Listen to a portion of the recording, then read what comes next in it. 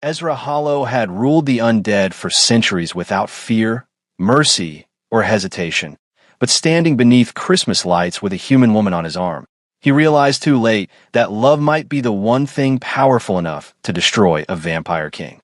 Welcome back, my beautiful family and friends. If you're hooked in and you're ready to enjoy this story, click subscribe and let me know in the comments where you're watching from, because tomorrow I will be giving you another story just as interesting as this one, and you don't want to miss it. Now, let us begin.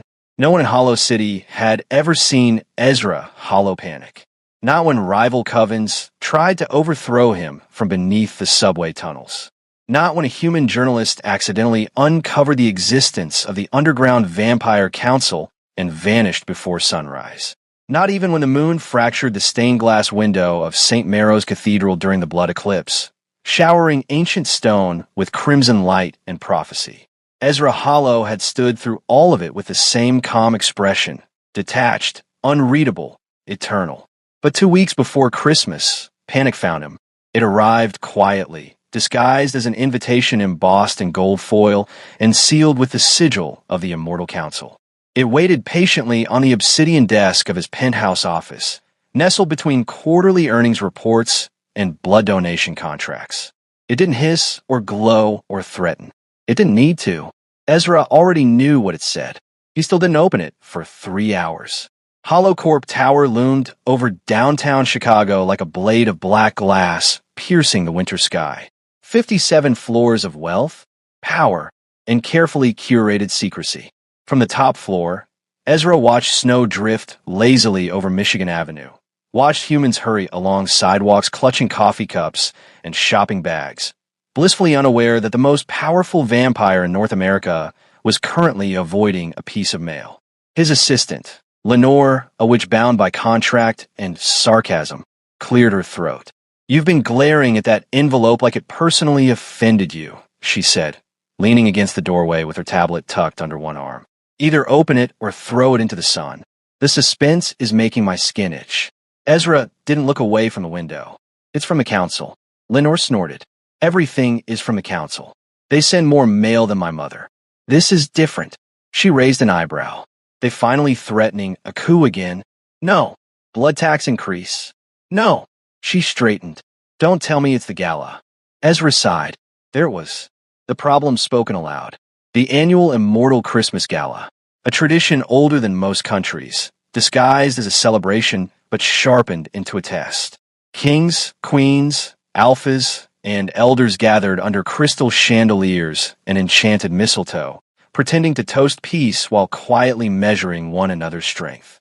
It was where alliances were flaunted, power was displayed, and weakness was sniffed out like blood and water. And every single immortal leader attended with a partner. Every single one, except Ezra Hollow. He had shown up alone for over 200 years. At first, it had been forgiven, then tolerated, then questioned. This year would not be. Lenore crossed the room and picked up the envelope before Ezra could stop her. She slid it open with a lacquered nail and scanned the contents. "Oh," she said softly, then louder, "Oh no." Ezra turned. "What?" She cleared her throat dramatically and read aloud. "King Ezra Hollow is hereby formally reminded that attendance at the annual Immortal Christmas Gala without a consort will be interpreted as a sign of instability, emotional detachment, or loss of humanity." Ezra felt something unfamiliar twist in his chest. "Continue," he said flatly. Lenore smiled without humor. "Failure to comply will result in a vote to reassess your position as High King." Silence swallowed the room. Outside, the wind howled between skyscrapers. Ezra laughed once, short, sharp, disbelieving. "They think I've lost my humanity?" Lenore shrugged. "To be fair, you did dissolve your last long-term partner in 1794. He betrayed me. He tried to poison you." "Exactly." She sighed. "Ezra, they're scared." "Of what?" "Of what happens when an immortal king stops caring about connection. Love. Balance." She met his gaze. "They're scared of you." Ezra turned back to the window. "Losing humanity." The words echoed uncomfortably. He barely remembered what humanity felt like. Warmth, chaos, laughter without calculation. "Love." He scoffed. "I don't need a partner," he said. "I need results." "Yes, Lenore replied dryly. And apparently also a date. The idea was absurd. Ridiculous. He was Ezra Hollow, ancient vampire, corporate titan, ruler of the night. He negotiated peace treaties and stock mergers with the same cold precision. He did not date. And yet, 2 hours later, Ezra Hollow sat on his leather couch, staring at his phone like it might explode. "What is this one?" he asked. Lenore peered over his shoulder. "That's a dating app. I know that." "No, you don't," she said. "That's why you try to download it on your laptop." He scowled. "Why are there so many?" "Because humans are lonely." He paused. "Choose one." She grinned wickedly. "Oh, this is going to be fun." His profile photo was carefully selected. Sharp suit, brooding expression, city lights behind him. Mysterious but wealthy. Timeless but modern. His bio was short, because anything longer felt dishonest. CEO. Night owl. Looking for someone who doesn't scare easily. Within minutes, matches began to appear. Ezra ignored most of them, until Nadia Amora. Her profile picture showed her laughing mid-blink, hair messy, holding a paper cup of coffee like it was a lifeline. Her bio read, "Works too much. Laughs at the wrong moments. If you're emotionally unavailable, at least be honest about it." Ezra frowned. Then he matched. Their conversation was strange. She didn't flirt the way he expected. She didn't ask about his money. She asked why he was awake at 3 a.m. He told her he didn't sleep much. She replied, "Same. Capitalism ruined my circadian rhythm." Their first coffee date lasted 6 minutes because Ezra forgot to blink. Their second lasted 6 hours because Nadia talked enough for both of them. By the third date, she leaned across the table, squinted at him, and said, "You're dramatic." "I am not. You sigh like the weight of the world personally insulted you." She told him to moisturize more. She told him, laughing, "If you're a vampire, at least be a hot one." Ezra Hollow laughed. Actually laughed. It startled both of them. Now, 2 weeks later, Christmas lights glittered over Hollow City as Ezra adjusted the cuff of his tailored coat. Nadia Amora standing beside him in a red velvet dress, candy cane between her fingers. "So," she whispered, eyes scanning the grand hall filled with immortals, "who's the least likely to murder me tonight?" Ezra squeezed her hand gently. "Most of them." And as the doors closed behind them, Ezra realized something terrifying. For the first time in centuries, the thing he feared losing wasn't his crown. It was the human woman smiling beside him. The first thing Ezra Hollow noticed when he stepped fully into the grand atrium of the Immortal Christmas Gala was the sound. It wasn't music, though a string orchestra played somewhere above, hidden behind frost glass balconies and enchanted garlands. It wasn't voices either, though hundreds of immortals filled the vast hall. It was the sound of attention snapping into place, like 1,000 invisible heads turning at once. Nadia felt it too. Her fingers tightened around Ezra's arm, not enough to hurt, just enough to ground herself. She leaned closer, her lips brushing his ear as if they were conspirators instead of an ancient vampire king and a human woman who still had student loans. "Okay," she murmured. "Either everyone here is judging my dress, or I just walked in a supernatural prom." Ezra's mouth curved despite himself. "They're judging me." "That's worse," she said. "I hate disappointing strangers." They moved forward together, footsteps echoing across marble floors veined with silver runes. Snow fell inside the atrium. Artificial, magical, never melting, drifting lazily between crystal chandeliers shaped like frozen roses. Ezra felt it then, the pressure, the weight of centuries of expectation pressing against his spine. Every ruler was here. The vampire queen of New Orleans reclined near the dais, her crimson gown clinging like spilled wine, fangs visible as she smiled too sharply. A werewolf alpha from Montana stood nearby, broad-shouldered and tense, his mate's hand possessively laced with his. Witches shimmered in silk and frost, eyes bright with ancient calculation. And the elders. Ezra's gaze locked briefly with Elder Seraphine, the oldest witch on the council, her white hair braided with holly, her eyes sharp as winter glass.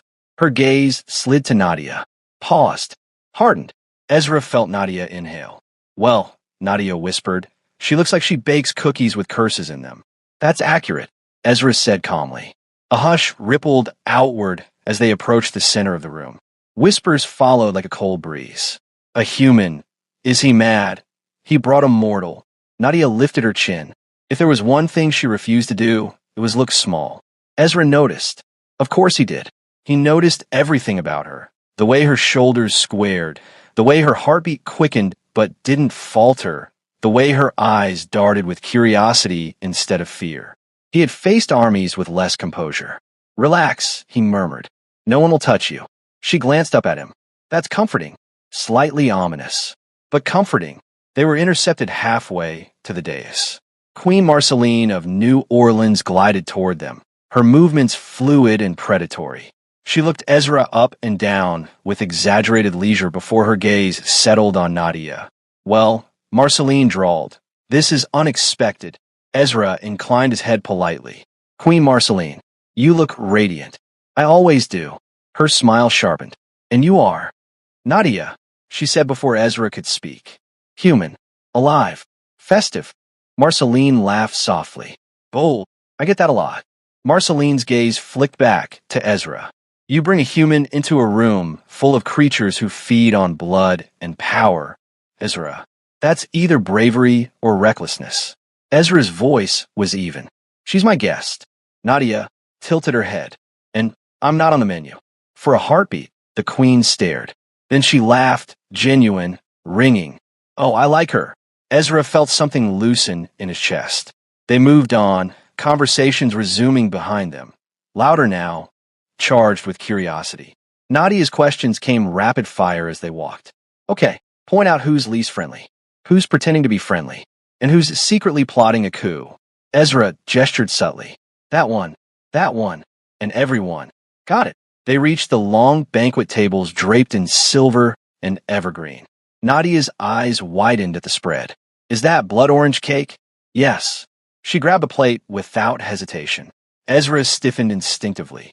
She took a bite, chewed, swallowed, then smiled. That's actually really good. A nearby duke, ancient, pale, eyes like cracked ice, stared at her. You do not fear what you consume, mortal. Nadia turned to him. Sir, I don't know how old you are, but if cake is your biggest concern, you need therapy. The table went silent. Then someone snorted. Then someone laughed. Ezra watched the tension fracture like thin ice. He realized then that Nadia wasn't just surviving the room. She was disarming it. Hours passed in strange, glittering fragments. Nadia danced with witches who tried to read her future and failed. She listened politely to a werewolf alpha rant about territory disputes and suggested group therapy. She asked the vampire queen if her fangs were real and complimented her eyeliner. Ezra stayed close, always within reach, watching something dangerous and beautiful unfold. He had brought her here as a shield. She was becoming a mirror. At midnight, the council summoned him. The bells rang once, deep, resonant, commanding silence. Ezra felt Nadia's hand tighten in his. That's my cue, he said softly. She nodded. I'll behave. He met her eyes. I know. As he stepped forward, Elder Seraphine rose, her presence commanding the room. Ezra Hollow, she intoned. You stand before us as High King. Yet tonight, you have defied tradition. Murmurs swelled. You have brought a human into our sacred gathering. Ezra held her gaze. Yes. Do you understand the risk? Yes. Do you understand what this implies about your attachments? Ezra's answer came without hesitation. Yes. Seraphine's eyes narrowed. Then explain. Ezra turned slightly, looking back at Nadia, standing among immortals, laughing softly at something a witch said, entirely unaware that her existence was being debated like a political liability. He turned back to the council. I have ruled through fear, he said, through strategy, through control, for centuries. The room was silent. But power without connection rots, he continued. You fear I'm losing my humanity. You are wrong. His voice softened. I am remembering it. Gasps rippled outward. Seraphine's expression hardened. And you believe this human, this mortal, makes you fit to rule? Before Ezra could answer, Nadia stepped forward. Every instinct in him screamed to stop her. She didn't. I don't know your rules, she said, her voice carrying clearly through the hall. And honestly, they sound exhausting. Some chuckles escaped. But I do know this, she continued. I've watched this man spend his entire life carrying responsibility like it's a punishment. Ezra froze. He doesn't need someone to make him weaker, Nadia said. He needs someone to remind him why strength matters. Silence stretched, taut, and fragile. So, if loving Christmas lights, hot chocolate, and this emotionally repressed vampire is wrong, she shrugged lightly, then cancel me. For a heartbeat, no one moved. Then laughter erupted. Applause followed, hesitant at first, then louder. Ezra felt it then, something cracking open inside him, something warm and terrifying. He walked back to her and took her hand.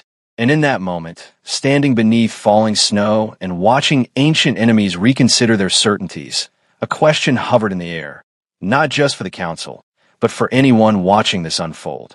If love can soften even the most powerful among us, were we really afraid of losing when we keep our hearts guarded? The bells rang again. Midnight approached. Ezra knew something irreversible was coming, and for the first time in centuries, he welcomed it. Midnight arrived without thunder or prophecy.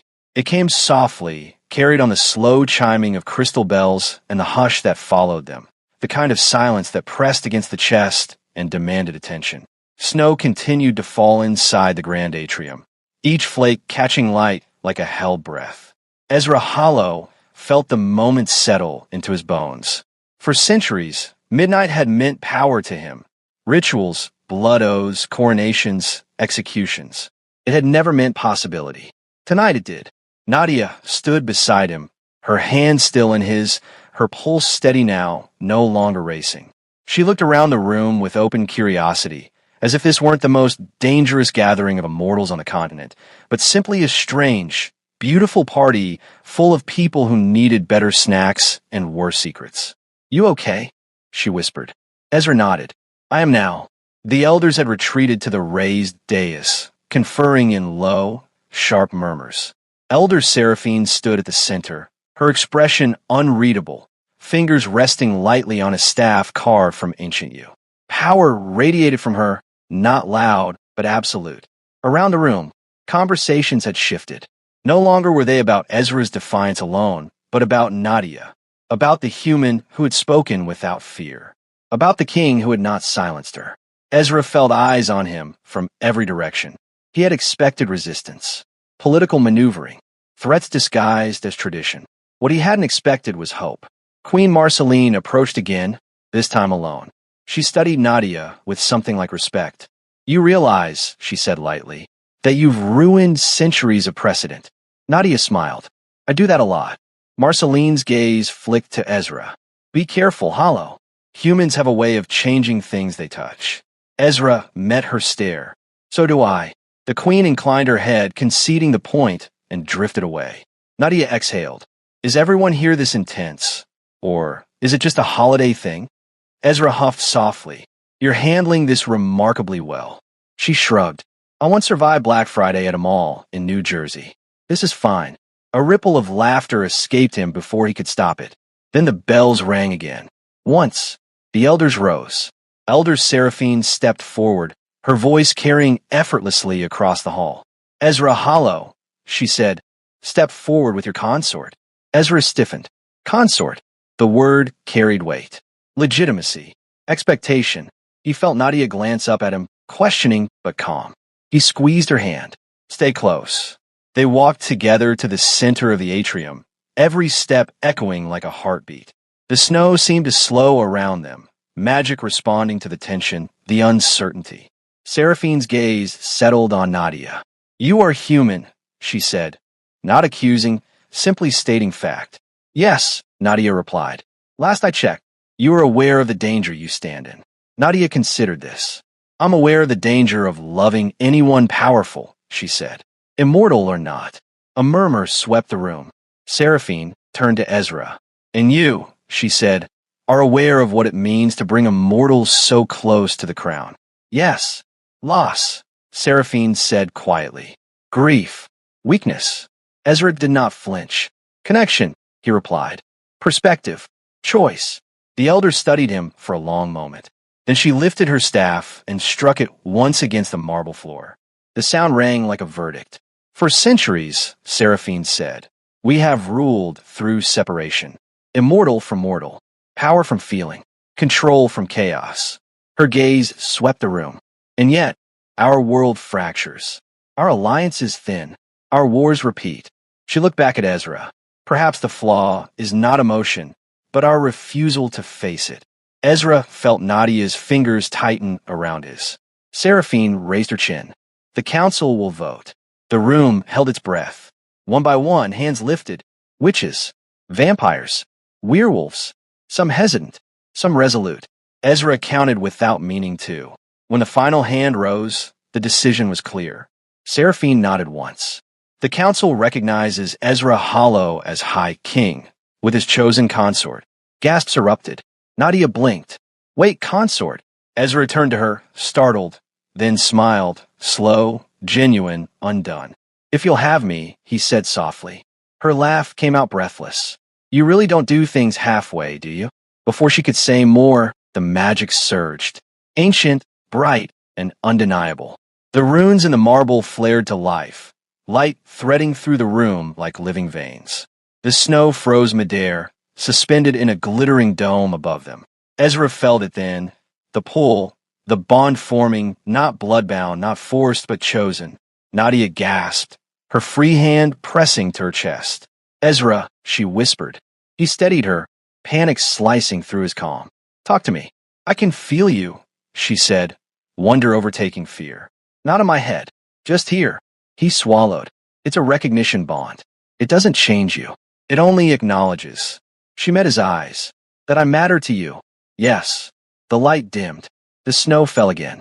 Applause broke out, tentative at first, then swelling, filling the atrium with sound and motion and something dangerously close to joy. Music rose. Laughter followed. The gala resumed, but changed. Nadia leaned into Ezra, her voice low. So, immortal politics aside, does this come with health insurance? He laughed, a full, unguarded sound. I own several hospitals. Good. They danced later, awkward at first, then easier, as if centuries of restraint were melting out of him with every step. Ezra noticed how immortals watched, not with suspicion now, but curiosity, consideration, possibility. At one point, Nadia rested her head against his chest, listening. You don't sound empty, she murmured. He brushed a kiss into her hair. Neither do you. As the night waned, snow giving way to dawn beyond the enchanted windows, Ezra led Nadia to the balcony overlooking the city. Hollow City glowed below, cars moving like veins of light, humans beginning their mornings, unaware that something fundamental had shifted above them.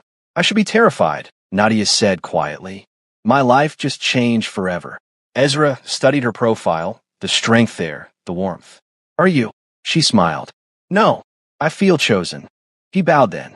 Not for politics, not for spectacle, but because it felt right. To Nadia Amora, he said, voice carrying only for her, who reminded an immortal king what warmth feels like. She laughed, eyes shining. Also, she whispered, you're still paying for Uber home. He smiled. For the first time in centuries, Ezra Hollow didn't feel immortal. He felt alive. And as the sun crept closer to the horizon, dangerous, beautiful, Ezra realized the truth the council had feared all along. Love hadn't made him weaker. It had finally made him worthy. Thank you for watching this story to the end. If you enjoyed this story, you'll surely love the next one. It's as crazier and more intriguing as you can ever imagine. So do check it out. Click on the image showing on your screen right now to watch the next one.